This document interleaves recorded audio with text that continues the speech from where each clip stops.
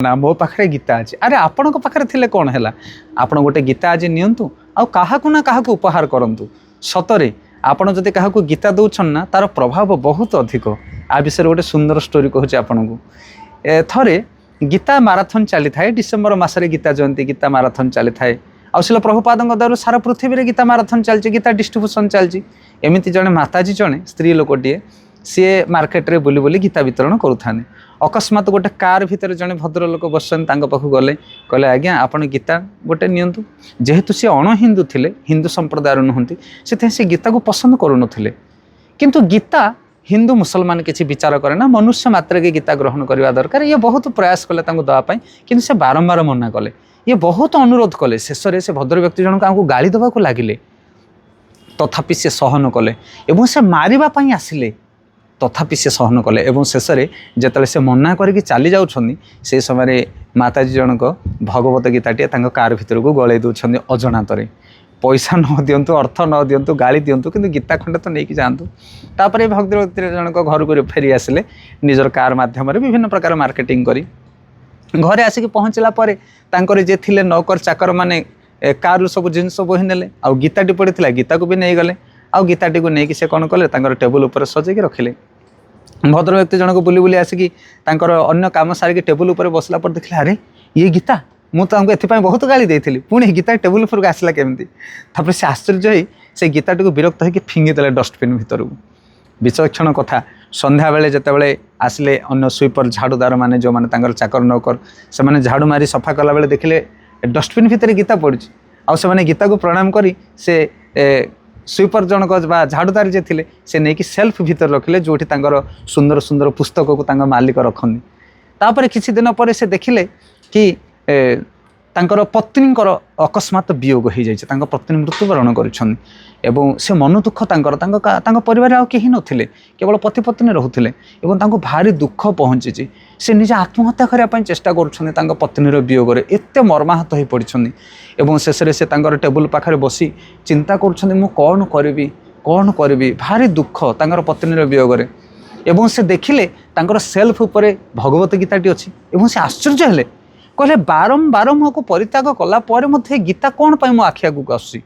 आउ शेष समय से आत्महत्या करने बोधे चेष्टा करते कहले कम से कम ए शेष मुहूर्त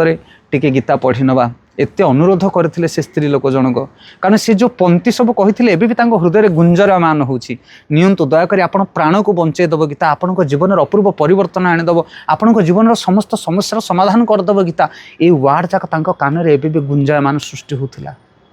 से गाली देते कि प्रतिबदल से गीता विषय कहते महिमा शुणुले आज से कथा मन पड़ा से कहले ठीक अच्छे ये शेष समय टे गीता पढ़ी नवा आ भागवत गीता आणिक से पढ़ा आरंभ कले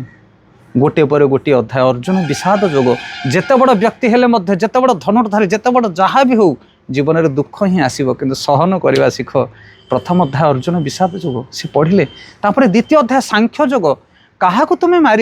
आत्मा अमर अजर अमर नयन छिंदंती शस्त्राणी नयन दहत पावका न चैन क्लेदंती आप नयन शोषंती मरुता हे अर्जुन तुम्हें मन दुख करुच किए तुम भाई किए तुम बापा किए तुम पितामह ये समस्त होचन आत्मा आत्मार केवे मृत्यु नहीं से थिला अच्छी आउथिबा आगको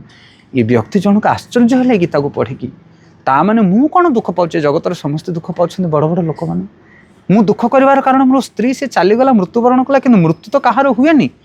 गोटे पर गोटे तथ्य तत्व आउ दर्शन को से पढ़ी पढ़ी आग को जाऊँ गोटे जगार पशिकी से गीता को आहरी अधिक अधिक पढ़ाई आरंभ कले आर मनर विषाद मनर दुख धीरे धीरे मिलैगला जमी भगवत गीता अर्जुन कांदुले गांडीव धन को तले थोदे से भाव में व्यक्ति जनक मनर विषाद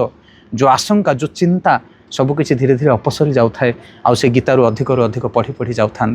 शेष में यह गीता पढ़िले एवं तांकर जो आत्महत्या मन दुखर जो कारण थिला सब निर्वापित हो गला सी खुशी हेले एवं पछ मलाटे देखिले इस्कन आड्रेस आपर जाकि इस्कन मंदिर में पहुँचले